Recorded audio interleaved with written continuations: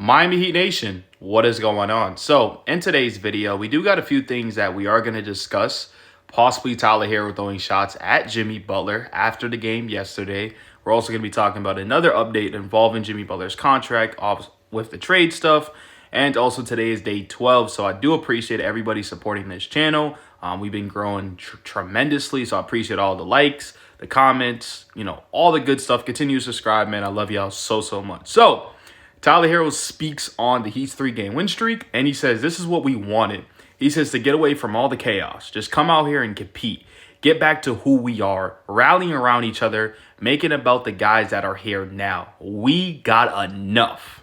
Now, to be honest with you guys, maybe people are dragging him saying, these are shots at Jimmy Butler. You guys let me know in the comment sections if you think these are shots at Jimmy Butler. But truly how I feel about this, I love it. I think Tyler Herro is becoming into that leader. I think he is that guy for the Miami Heat and for the future. And it's crazy because I wouldn't say this last year. I thought Tyler Herro was up and out of here. We was talking about trade rumors last year. I was one of his biggest critics. I was not a big fan of Tyler Herro. But, one thing about Tyler Herro is that Pat Riley said even worse things than what he said to Jimmy Butler. He didn't cry. He didn't make a scene. He didn't throw shots at Pat Riley or anything like that, right? He came back this season and just was balling out, playing some really good basketball, has hardly got injured, and just has been playing the best of Tyler Herro. And I love that type of stuff. And so where people are thinking he's coming at Jimmy Butler, it says, we got enough. Pretty much saying, listen, we don't need you, Jimmy Butler. We're still winning, and we're still playing some good basketball, and we're currently 20-17.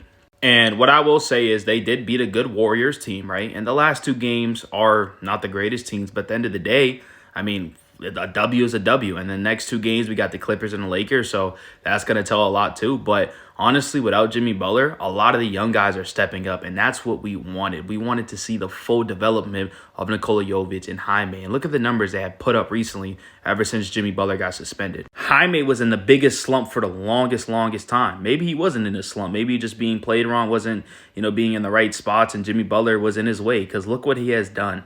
I mean, 11 points, 5 rebounds, and 2 assists is not the greatest, but very efficient. He did his job, did what he needed to do, and we got the victory, right? 20 points, 7 rebounds, 7 assists, 18 points, 16, 12, and 10 do dropping a triple-double, 13 points. I mean, this is just amazing basketball coming from Jaime, and this is what we expected. We expected that sophomore jump, and we're finally getting it like 40 games into the year, but we'll take it now. And then Nikola Jovic, I was one of his biggest critics too. I was pretty much saying, listen, let's get him off the roster. I haven't seen enough for him. Spo clearly doesn't trust him in and out the lineup. There was a point where he's getting DMPs. But guess what? He locked in and stayed focused, and the dude has been absolutely amazing. 21 points, 8 rebounds, 5 assists. His jumper has been consistent.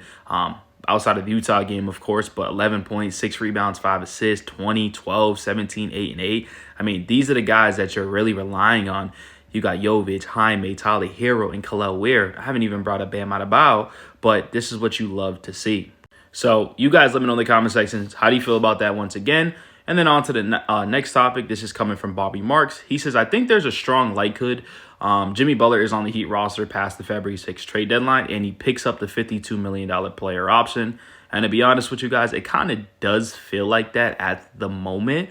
But then again, the Miami Heat are currently on a 3-game win streak. Pat Riley wants to win. So possibly if he does find a deal that he thinks is good for this team to get more competitive, maybe they do trade him. But I do think Jimmy Butler would be a fool to not take up that player option. I possibly think this is going to be a sign and trade during the off season. So once again, let me know what you guys think about today's topics. Keep liking, keep sharing, keep subscribing. I appreciate y'all. I love y'all, and I'm out.